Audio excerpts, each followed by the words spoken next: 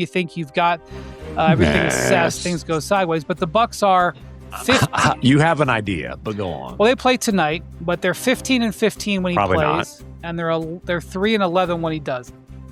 So the idea that they're going to just be A-okay is you would be in the minority on that. As we sit here right now, Milwaukee has the 8th worst record in the league at 18-26. Again, we'll see what happens tonight. But Bontemps, even if everything goes as the way Giannis and the Bucks have said publicly, and there's no trade, forget about that. And he's going to miss 4 to 6. Should the Bucks just sit him down and say see ya next year and worry about the draft pick? Yes. Giannis Antetokounmpo shouldn't play again this season. Let's just call it like Bucks, it is. At least. I mean, yes, for the Bucks. He should not be traded, I would say. And they should shut him down. He's had all the recurring calf issues. And those are, as we've seen, those are scary. And here's the deal. For all we've talked about with the Bucks and all the problems that they have, they obviously do not have a good enough roster. They have stunk when Giannis hasn't played this season. I believe they're 3-11 in games he hasn't played. That is unlikely to be any better without him going forward. They've struggled with him, frankly. They haven't looked good lately. Maybe that's because of the trade stuff. Maybe that's because they don't have a very good roster, whatever.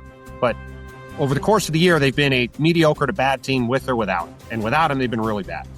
And at this point, right now, if you take a hard look at the Bucks roster, Ryan Rollins is a good young player at a good contract. Miles Turner is at least an average starting center, maybe slightly above, but probably average on an okay contract.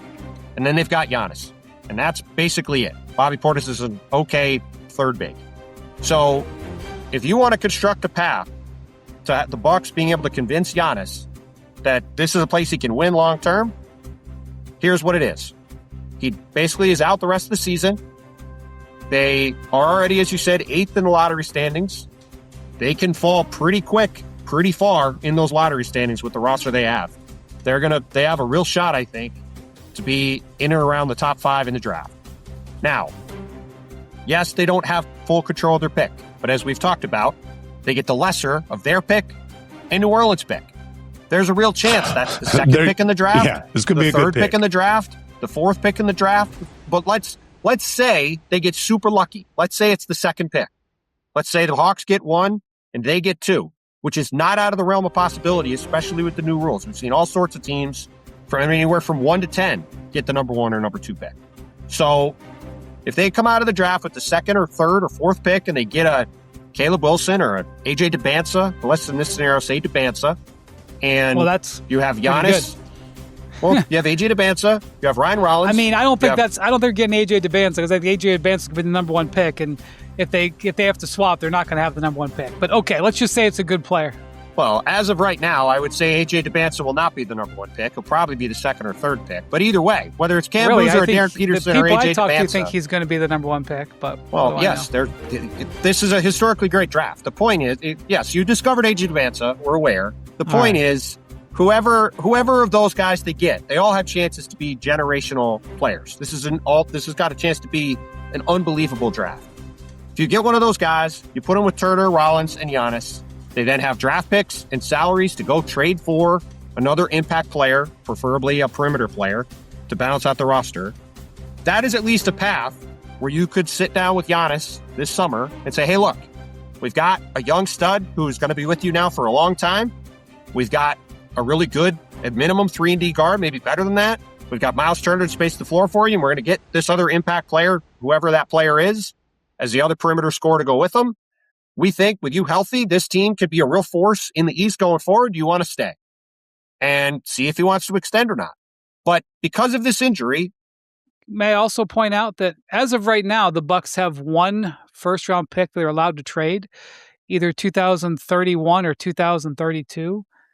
After July 1st, and look, I'm not advising that they trade and do more mortgaging, but these guys, Dan Gilbert and and Matt Ishbia are looking at this team going, whoa, I've never seen mortgages like this.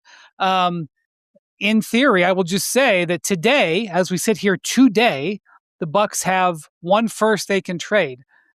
On July 1st, they can trade 3. They could in theory, they could trade this year's pick, and they could trade 31 and 33. Look, I'm not saying they could do this, but I'm just saying just to buttress what you're saying, Bontemps. Well, in this scenario, they wouldn't trade this year's pick, but they'd have the 2 future ones to trade. Why not?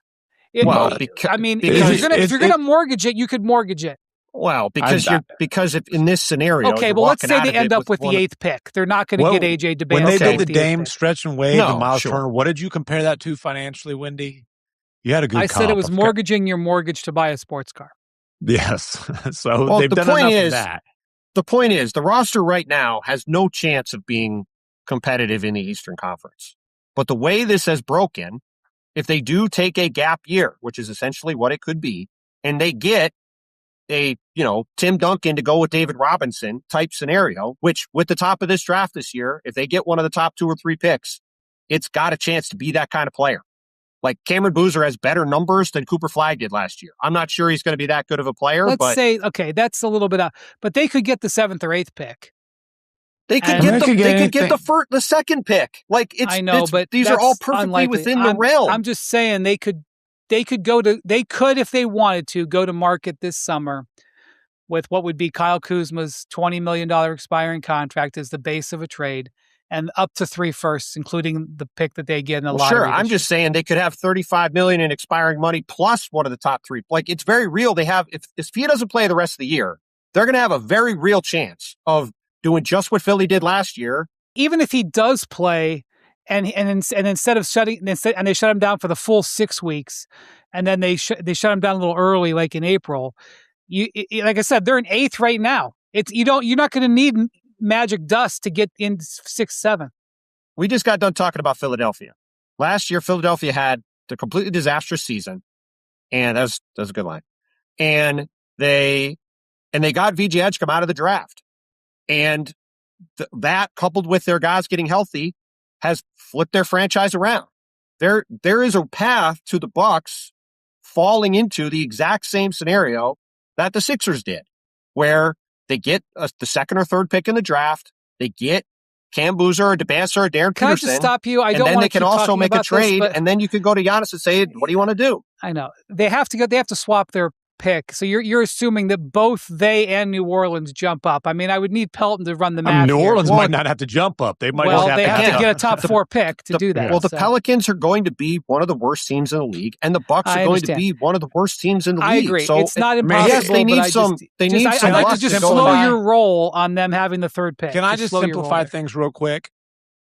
There's no benefit in Giannis playing for the Bucks again this season. Right. There's only downside.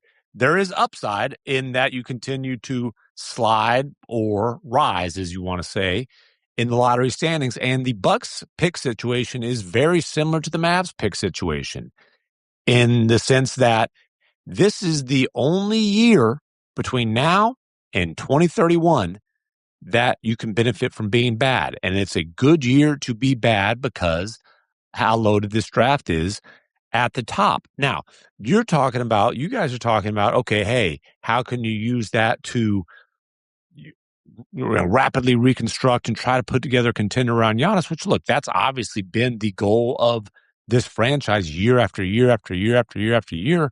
The other thing, though, is you look at it and say, hey, if Giannis finally says, fellas, can I get out of here? Which he keeps hinting at and passive-aggressively doing all this crap. If that finally happens, having this pick puts you in a position where it's still going to be tough, with the picks you don't have moving forward for the next 4 years, but you at least have a piece to build around, kind of like the Mavericks. They're in a very similar situation to the Mavericks, except for the Mavericks